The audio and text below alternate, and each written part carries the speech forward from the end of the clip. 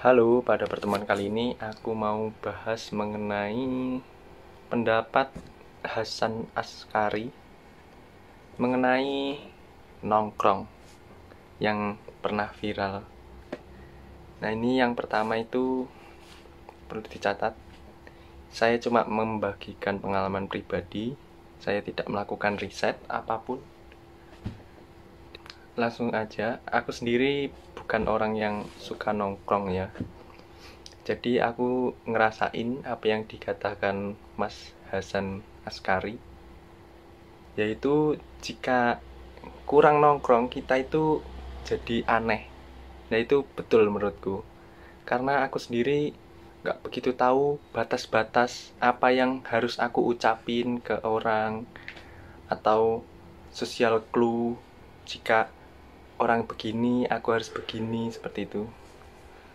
Aku itu nggak ngerti. Bahkan aku dulu juga pernah pas masih maba nggak ngerti cara ngerespon jika orang melakukan ini, melakukan itu. Aku harus marah atau ketawa atau gimana, itu aku nggak ngerti gitu loh caranya ngerespon seperti itu. Kemudian kenapa kok Mas Hasan Askari ini kemarin viral di TikTok? Nah ini menurutku karena kontennya pertama itu dipotong. Terus yang kedua, Mas Hasan Askari ini kalau nggak salah ngomongnya nongkrong. Nah, sebenarnya itu sosialisasi. Nah, tapi yang aneh itu kita gitu loh. Maksudku, ya masa pendengar nggak bisa, kita kan audiens ya, pendengarnya Mas Hasan Askari ini. Ya masa nggak bisa mengartikan apa yang dimaksud. Yang bertugas untuk mengartikan atau menerjemahkan apa yang dikatakan pembicara atau speaker kan pendengar loh. Seperti itu loh. Lanjut pengalaman pribadi lagi. Aku ini kan membuat ini konten setiap hari buat ngomong ini. Ini kan sebenarnya buat mengobati kekurangan saya, yaitu terbata-bata saat ngomong. Dapat dilihat ya. Ini kan terbata-bata banget.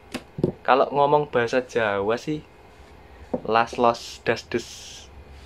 Tapi kalau bahasa Indonesia itu agak sulit, apalagi sama orang-orang yang jarang ditemui seperti itu, atau bahkan kalau pangkatnya lebih tinggi, atau orang-orang yang baru seperti itu sulit banget. Tapi kalau bahasa Jawa, kalau buat sepantaran itu bisa ini aku bisa menimpali sekarang. Kalau dulu sih kesusahan aku sebenarnya. Kali nggak ngerti kan aku harus gimana gitu. Terus aku juga ini kehilangan skill karena pandemi kan 2 tahun loh. Nah ini otomatis kan jarang ngumpul. Ngumpul pun cuma sama circle. Jadi kalau sama circle itu bisa bisa. Tapi kalau di luar circle ini aku sendiri susah banget menurutku buat bisa nimbrung, bisa mengatakan bombarder dardem jam seperti itu. Susah. Ini mulai latihan karena pandemi ini kan 2 tahun. Nah ini selama 2 tahun jarang ngumpul, bayangkan.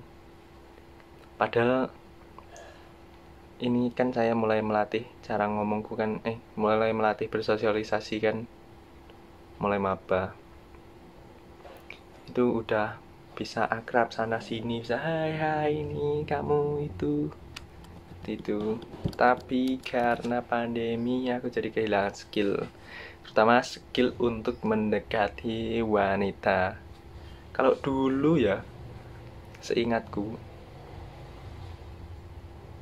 aku nggak, walaupun deketinya susah ya, tapi kalau kenalan itu enak banget, tinggal tak tak tak tak tak tak, tinggal sat duar. Tapi kalau sekarang itu susah banget buat kenalan. Selain karena udah males, karena bolak-balik putus. Nah itu karena black putus sama ini sama itu sama ini kan jadi males kan. Itu aku berhenti dulu lah. Pas berhenti malah pandemi ditambah parah, kenalan pun nggak bisa sekarang, apalagi buat PDKT ya. Ya, curhat lagi. Kemarin kan aku diajak ngopi temenku. Nah, tapi ini ngopinya itu di tempat yang mesti yang tak kenal itu cuma 2 orang. Itu kan satu kopian itu semuanya kenal. Satu kenal satu sama lain lah. Terus datang aku orang asing yang kenal cuma 2 orang di sana.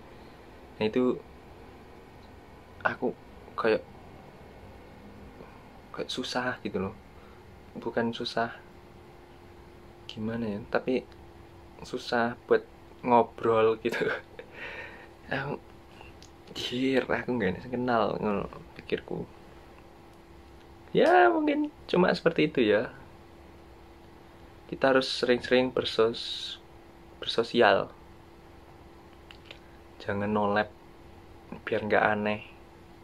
Biar kita tahu apa norma yang berlaku di sini, di sana, dan cara mendapatkan channel. Ini saya mulai memperbaiki diri karena keseringan nolep. Ini pun aku seharian nggak keluar ya, keluar cuma beli telur buat makan. Terima kasih telah menonton.